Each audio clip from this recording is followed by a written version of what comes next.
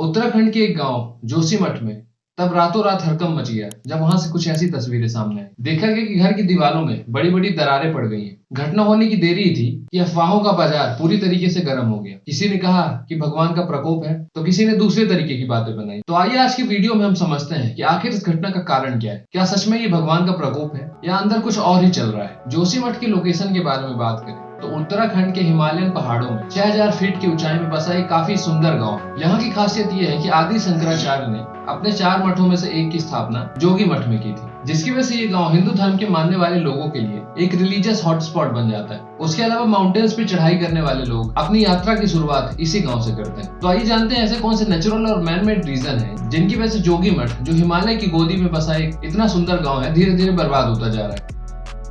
जोगीमठ basically glaciers द्वारा लाए गए डेब्रिस के ऊपर बसा हुआ एक गांव है। अगर आसान भाषा में समझे तो हिमालय में स्थित ग्लेशियर्स जब ऊपर के माउंटेन से नीचे की ओर आते हैं, नीचे आते हुए बड़े अमाउंट में पत्थर और मिट्टी अपने साथ इकट्ठा करके लाते हैं, और जब वो नीचे पहुंच जाते हैं तो जहाँ पे वो ग्लेशियर्स रुक जाते हैं वहां पे अपने साथ लाए हुए मिट्टी और पत्थरों को इकट्ठा कर देते हैं। और जब ये प्रोसेस बार बार दोहराई जाती है तो घाटी के नीचे वाले हिस्से पे मिट्टी की एक मोटी परत इकट्ठा हो जाती है, जिसको हम मोरेन कहते हैं। आप इस वीडियो में देख सकते हैं कि कैसे ग्लेशियर ऊपर से नीचे आते हुए पत्थर और मिट्टी को तोड़ते हैं और उसके साथ पानी के माध्यम से उनको नीचे बहाते हुए लाते हैं और लास्ट में उन्हें ले जाके नीचे डिपॉजिट कर देते हैं। ग्लेशियर द्वारा बनाए गए इन मोरेन की खासियत ये है कि काफी ज्यादा अनस्टेबल होते हैं, क्योंकि मोरेन्स की परतों के ऊपर परत चढ़ी रहती है, जिसकी वजह से इनके बीच में कोई ज्यादा अच्छा कॉन्टैक्ट नहीं होता है। और ये देखा जाता है कि समय के साथ ही परत धीरे धीरे लूज होती जाती है और इरोजन का रेट इसमें काफी ज्यादा हो जाता है। और यही हो रहा है जोगीमठ गाँव के साथ में। जोगीमठ गाँव के नीचे की जो जमीन है वो धीरे धीरे हिमालयन रिवर की वजह से कटती जा रही है, जिसका रिजल्ट ये होता है कि जो नीचे की जमीन है वो धीरे धीरे आगे की ओर सरकती जाती है, जिसकी वजह से घरों में बड़े बड़े दर्रे पड़ जाते हैं। उसके अलावा जोगीमठ गांव और लगभग पूरा उत्तराखंड सिस्मिक जोन 5 में आता है।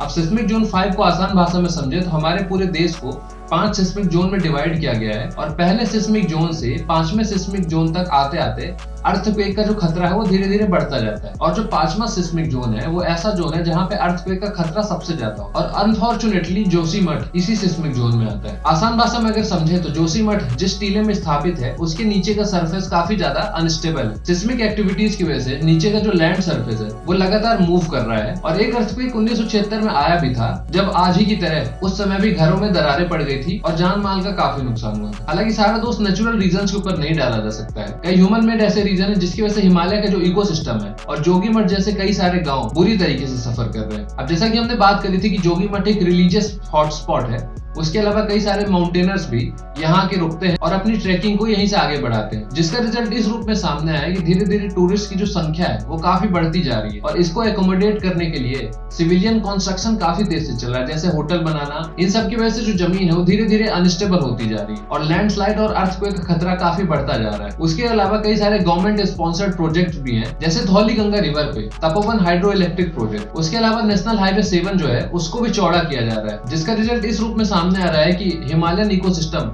बुरी तरीके से क्षतिग्रस्त हो रहा है और अर्थक्वेक और लैंडस्लाइड जैसी घटनाएं काफी आम होती जा रही है। तो सवाल उठता है कि इसका सोल्यूशन क्या है। तो कई सारे रिसर्चर्स और इकोलॉजिकल एक्सपर्ट ने कुछ सोल्यूशन प्रेजेंट किए हैं। सबसे पहला, सारी तरीके की कंस्ट्रक्शन एक्टिविटी को बैन करना। उत्तराखंड गवर्नमेंट ने ऐसी तस्वीरें सामने आने के बाद में लोकल कंस्ट्रक्शन को पूरी तरीके से बैन कर दिया। हालांकि ये कोई परमानेंट सोल्यूशन नहीं है। एक्सपर्ट्स का मानना है कि सारी कंस्ट्रक्शन एक्टिविटी, चाहे वो सिविलियन लोगों द्वारा की जा रही हो चाहे वो गवर्नमेंट द्वारा की जा रही, उन सब पे पूरी तरीके से बैन लगा देना चाहिए, जिसकी वजह से ही वहां का सिस्टम बच पाएगा। और जो दूसरा सोल्यूशन इकोलॉजिकल साइंटिस्ट द्वारा बताया जाता है वो है रिप्लांटेशन ऑफ हिमालयास। हम ही जानते हैं कैसे डिफॉरेस्टेशन हिमालयास को पूरी तरीके से बर्बाद कर रहा है और पेड़ों की कटने की वजह से मिट्टी ढीली हो रही है और हिमालयन रिवर धीरे धीरे उन मिट्टी को इरोड करके कहीं और बहा ले जाती है। तो मिट्टी की पकड़ को मजबूत करने के लिए और लैंडस्लाइड से बचाने के लिए रिप्लांटेशन करना काफी जरूरी है। अब हालांकि सोल्यूशन को इम्प्लीमेंट करने के लिए गवर्नमेंट लेवल पे कई सारी कमेटीज भी बन चुकी हैं, पर उनको अभी तक रिकमेंड नहीं किया गया है। अभी देखने वाली बात होगी कि सरकार जल्दी जग जाती है या फिर किसी बड़े घटना का इंतजार करती है। तो आज की वीडियो में बस इतना ही, पर जाते जाते मैं आपको कहूंगा कि चैनल को सब्सक्राइब कर लें और बेल आइकन को दबा लें, जैसे ऐसे इन्फॉर्मेटिव वीडियो आप सबको समय समय से मिलते रहे। Thank you.